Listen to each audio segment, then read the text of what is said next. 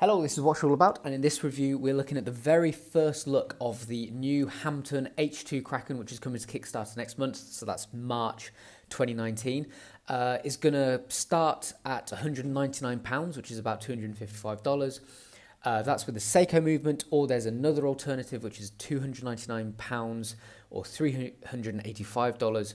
That's with the Sellita SW200-1 movement, obviously a Swiss movement. So that's what the pledges start at, which is incredibly competitive. So let's have a look at it in closer detail and see if it is a watch worth your hard-earned cash. So first of all, let's consider the specs. So the size is a very, very nice size if you ask me. 41mm in diameter. It's obviously a dive watch, 41mm diameter, a height of 13.9mm, and a lug-to-lug length of 47.8mm. Now, I personally think 41mm is the absolute sweet spot for a dive watch. It's not too big, so it looks silly, but it's big enough to cause, you know, a bit of wrist presence, certainly eye-catching as well.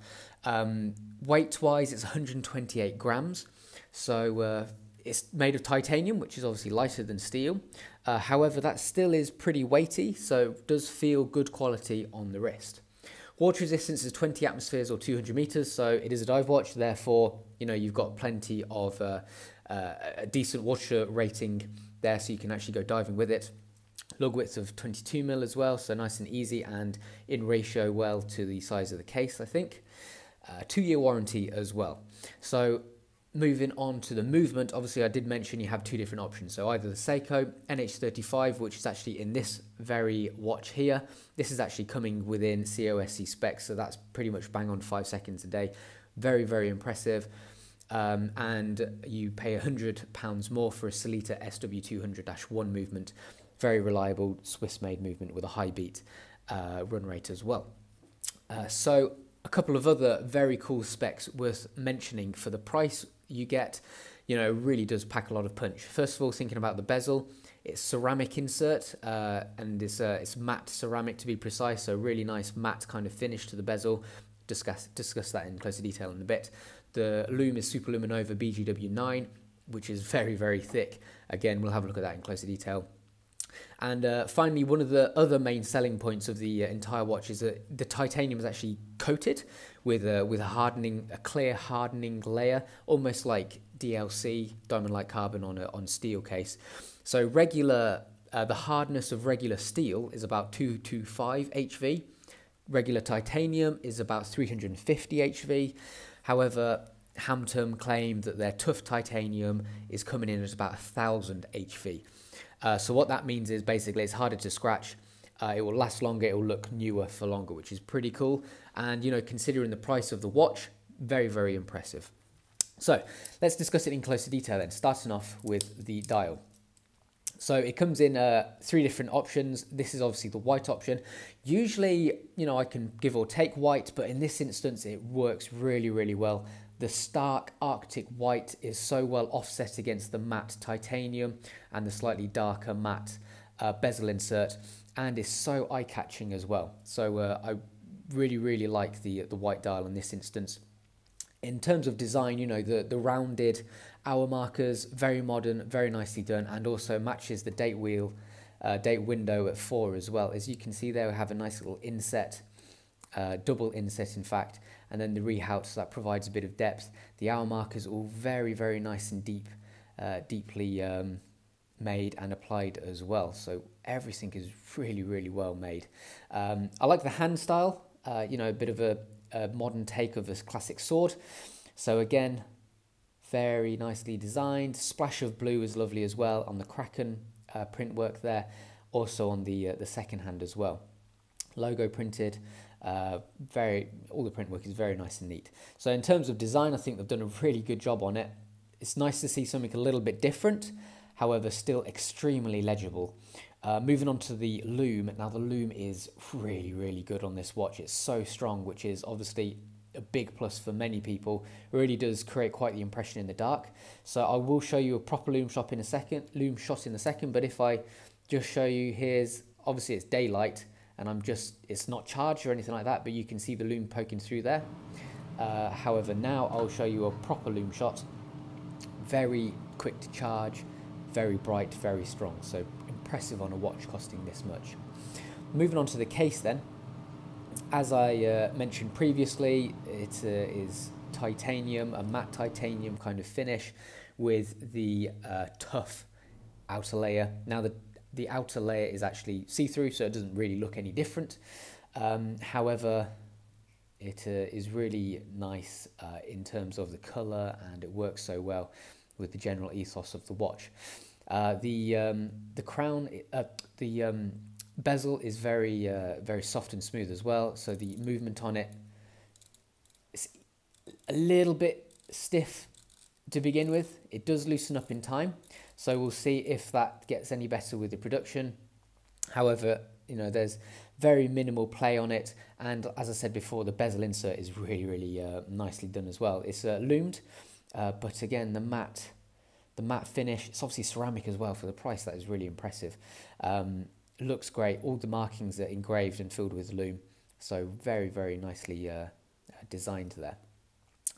Sitting on top of the case is a very flat sapphire crystal with excellent anti-reflective coating. I mean, as you can see, it's crystal clear really from this video. Only if I put it directly in a light can you see any sort of reflections, but also you can see the anti-reflective coating at work there. You see a very slight flash of blue in real time, in real life, in the metal. It's a very good anti-reflective coating, and let me tell you, it's probably one of the best I've seen on a watch costing this much money. So very impressed by the anti-reflective coating and the clarity of the sapphire crystals. That's good. So the shape of the case, nothing too exciting really to mention. It's good that it's got drilled through lugs, so that makes changing straps nice and easy. I do like the slightly jaunty angle of a crown at 4. I think it works really well with the crown, with the date window at 4 as well, creating this very definite line which draws your eye along at 4. Obviously that's more comfortable as well, I find, than a crown at 3, because if you wear it on your left like I do, a crown at 3 tends to dig into your wrist sometimes, whereas this, it certainly does not do it as much. It's got a couple of cheeky little crown guards surrounding it. Got the Hamtun logo embossed on the end, and fairly decent grip on it as well, so very nice and easy to use, and everything is very nicely machined. So the case back itself, this is actually not the final case back, so I'm not really going to pass much comment on it. So just check the designs, the final designs on the Kickstarter campaign, or on my full written review.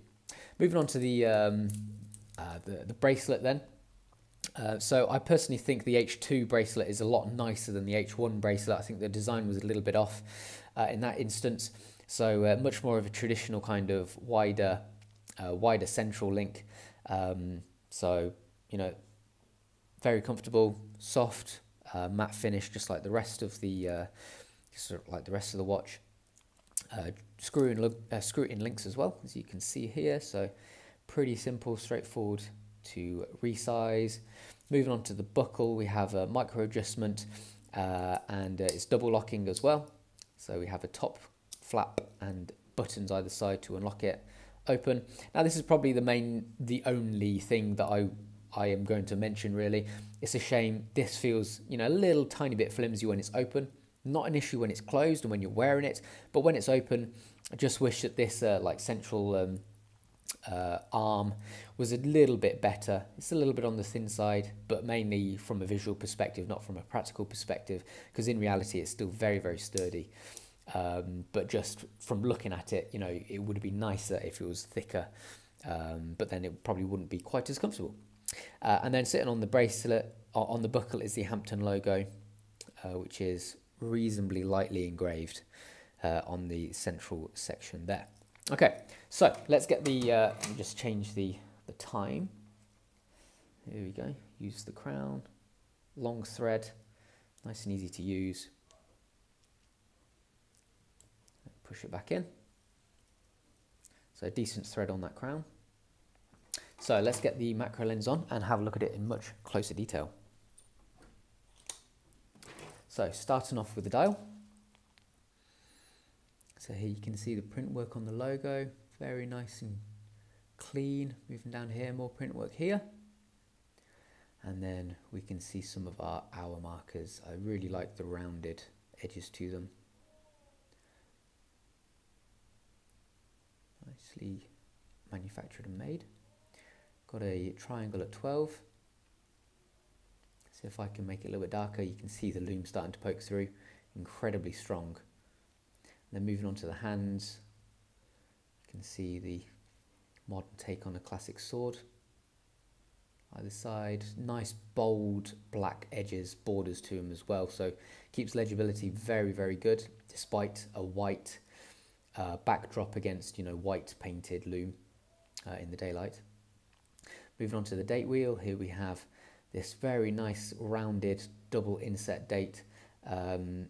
You know, it's good that the date wheel is white as well because it doesn't stick out like a sore thumb, but you notice it, and as I mentioned before, it lines up perfectly with the crown. So again, that draws the eye nicely and works together. It looks purposeful as well, rather than just a date slapped in at 4. And obviously there's our printed rehaut. Moving on to the case then, starting off with our bezel. Here's our matte ceramic insert with some of these markings drilled out and painted with loom. Again, if I see if I can get a little bit of loom showing there, look, if I just cover it up, shows the strength of the loom. Moving on to the grip. So we can see our matte titanium finish. And moving on to the case itself. Nice sharp angles on the lugs. Brushed finish. One of our drilled through lugs there. Flip it over, we'll see our crown. Crown at 4, so there's the Hamtun logo.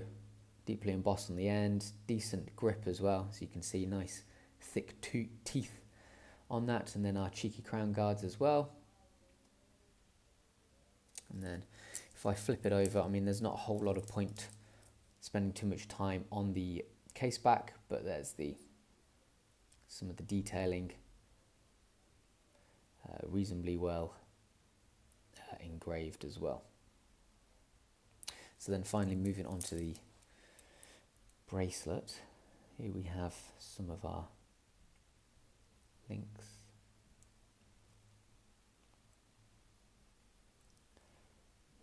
You can see on the side, we've also got our screw-in pins. A couple of examples there. And then finally moving on to our buckle. So there's the Hamtun logo. You can see it's sort of laser embossed slash, no, it's not laser embossed, it's very lightly engraved. Maybe it would have been nicer if that was a little bit deeper. And then here's our top flap. And moving over, you can see our button there. So there we have it. Okay. So to be honest, this is a really, really great watch, and I really like it. First of all, it's great seeing another British micro watch, micro brand, really creating something amazing and something a little bit different. I think the design is very modern, very different, but still looks absolutely fantastic. So not only is it great design, but excellent specifications and a pretty phenomenal price as well. I mean, if you were going to go for the Seiko option, the Seiko NH35 movement, starting off at £199 is pretty mental, really. $255. You get so much watch for the money.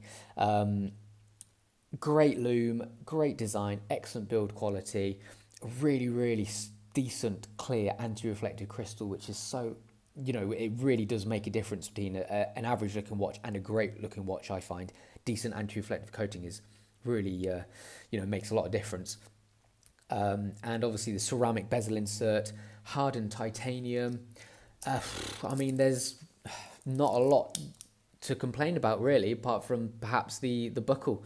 That's not really a complaint either. It's just an observation that perhaps if there was any movement for improvement, that would be the place that I would look at. But for the price, you know, you can't complain at all, really. So a lovely, lovely watch, and I'm absolutely convinced that it's going to perform extremely well on Kickstarter and prove to be a really popular selling watch moving on into the future as well. So I would highly recommend you get one. I think it's fantastic, looks great, feels great on the wrist. very solidly built as well, and a great company. So bravo Hamtun with this H2 Kraken. So thanks for watching, guys.